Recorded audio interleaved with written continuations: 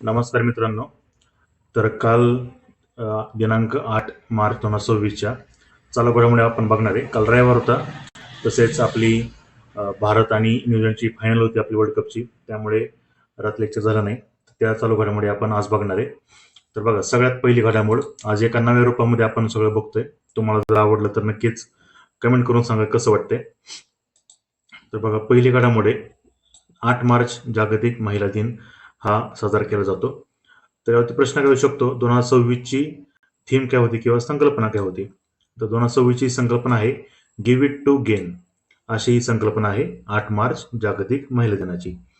सर्व सरळ एक्झाम, शक्यतो ज्यांचा आता पोलीस भरतीचा 15 मार्चला जो पेपर आहे, तर त्या सर्वांनी ही जी घडामोड आहे 8 मार्च जागतिक महिला दिन आणि त्याची संकल्पना करून जावा, तुम्हाला 100% पेपरला येणार.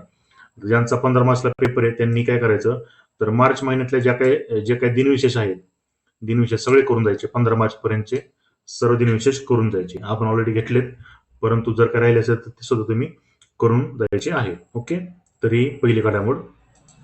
त्यानंतर बघा दुसरं, भारतातील पहिले नदीकाठी असलेले दीपगृह म्हणजे लाईट हाऊस. भारतातील पहिले नदीकाठी असलेले दीपगृह कुठे आहे, तर आसाममध्ये आहे. कोणत्या नदीकाठी जर विचारलं तर उत्तर काय येणार, ब्रह्मपुत्रा नदीकाठी. असा जरा आउट ऑफ द बॉक्स प्रश्न येऊ शकतो की भारतातील पहिले नदीकाठी असलेले दीपगृह. त्यानंतर पुढचा प्रश्न, पुढची घडामोड VIMP. बघा, सध्या खूप चर्चा यायची, तुम्ही पण ऐकलं असेल की HPV लसीकरण कार्यक्रम. याच्याबद्दल काही चांगल्या पॉझिटिव्ह गोष्टी, काही निगेटिव्ह गोष्टी सध्या आपण सोशल मीडियावरती बघतोय. परंतु आपल्याला पेपरला काय येऊ शकतं बघा, की HPV लसीकरण कार्यक्रम साधा सोपा प्रश्न येऊ शकतो की कशाबद्दल आहे. तर याचं उत्तर काय, गर्भाशयाच्या कर्करोगाशी हा कार्यक्रम संबंधित आहे. अजून काय येऊ शकतं की HP पण नक्की HP म्हणजे काय असतं. त्याचं उत्तर आहे human papilloma virus, HPV. Important फुल फॉर्म आहे, लक्षात ठेवा. आणि शेवटचं की अजून ही जी योजना आहे किंवा हा जो कार्यक्रम आहे तो नक्की चालू कधी झाला, तर याचं उत्तर काय, 28 फेब्रुवारी 2026 पासून 14 वर्षावरील किशोरवयीन मुलींसाठी हा कार्यक्रम सुरू झाला. कुठे सुरू झाला, तर अजमेर राज्य, राजस्थान इथून हा सुरू झाला. बघा, एवढे सगळे महत्वाचे मुद्दे याच्यामधले की कशाशी संबंधित आहे, त्यानंतर त्याचा फुल फॉर्म काय, त्यानंतर त्याची तारीख येऊ शकते, त्यानंतर त्याचा वयोगट येऊ शकतो की नक्की किती वयोगटासाठी ते आहे, त्यानंतर ते सुरू कोणत्या राज्यात झाली, ठिकाण जर विचारलं तरी हे सर्व तुम्हाला येऊ शकतं. ह्याच्या बाहेर काय तुम्हाला प्रश्न जाणार नाही, त्यामुळे सगळ्यांनी नीट हे नोट डाऊन करा. चला पुढचं, मुख्यमंत्री श्री शाळा योजना ही कोणत्या राज्याची आहे, तर उत्तर काय, मुख्यमंत्री श्री शाळा योजना ही हरियाणा राज्याची आहे.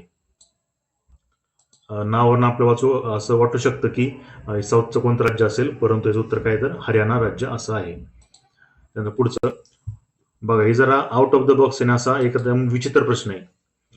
प्रश्न काय आहे, म्हणजे घडामोड काय आहे, तर पाण्याने अंत्यसंस्कार करण्याची परवानगी देणारा युनायटेड किंगडम मधील पहिला देश कोणता, तर स्कॉटलँड. देश कोणता आहे, तर तो स्कॉटलँड देश आहे, की ज्या देशामध्ये एखादा व्यक्ती जर मेला तर त्याला पाण्याने त्याचा अंत्यसंस्कार केला जाऊ शकतो, अशी त्याला परवानगी भेटली आहे. असा तो युनायटेड किंगडम मधला पहिला देश आहे. जगातला नाही, तर युनायटेड किंगडम मधला तो पहिला देश ठरला आहे, स्कॉटलँड. त्यानंतर रोलिंग बजेट स्वीकारणारं भारतातील पहिले राज्य कोणते, तर उत्तर घ्यायचं मध्य प्रदेश. रोलिंग बजेट स्वीकारणारे भारतातील पहिले राज्य मध्य प्रदेश आहे. तर अशा या महत्वाच्या चालू घडामोडी होत्या. तुम्हाला नक्की कशा वाटल्या. आज जर आपण वेगळा प्रयोग केला, आज काय म्हणतो आपण त्याला, टाईप करून किंवा असं PPT टाईप असं बनवलं, तर तुम्हाला जर आवडलं असेल किंवा जर तुम्हाला याच्यामध्ये अजून काही सुधारणा पाहिजे असतील की असं आम्हाला हे द्या किंवा अशा प्रकारे घ्या, तर त्या सुद्धा तुम्ही मला कमेंट करू शकता. फक्त रोजच्या रोज चालू घडामोडी तुम्ही लिहून काढत चला, म्हणजे तुम्हाला त्याचा फायदा होईल. तर इथंच आपण थांबूया. लेक्चर कसं वाटलं हे नक्की आम्हाला कमेंटमध्ये सांगा. तोपर्यंत जय हिंद, जय महाराष्ट्र.